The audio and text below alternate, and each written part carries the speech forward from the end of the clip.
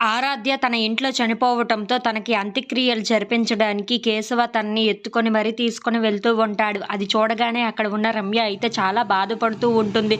ఎందుకు ఈయన ఇలా చేస్తున్నారు అని చెప్పేసి అయితే అనుకుంటూ ఉంటుంది. ఇంతలో అక్కడ ఉన్న కేశవ మాత్రం అవమానాలు భరించి మరీ అక్కడి నుండి అంత్యక్రియలు జరిపించడానికి తీసుకొని వెళ్తూ ఉంటాడు.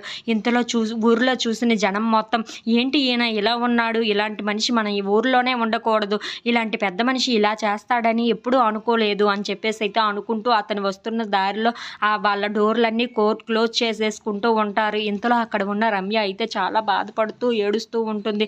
ఎందుకు ఇలా జరుగుతుంది, ఆ పాపని ఇప్పుడు మా ఇంట్లో ఎలా ఉంచుకోగలను, ఆయనతో కలిసి ఎలా బ్రతకగలను, ఇక నేను ఆయన మొహాన్ని చూసి నేను భరించగలనా అని చెప్పేసి అయితే వాళ్ళ అమ్మతో మాట్లాడుతూ ఏడుస్తూ చెప్తూ ఉంటుంది. ఆ మాటలు వినగానే అక్కడ ఉన్న వాళ్ళమ్మ కూడా చాలా బాధపడుతూ రమ్యని అలా చూస్తూ ఉండిపోతుంది.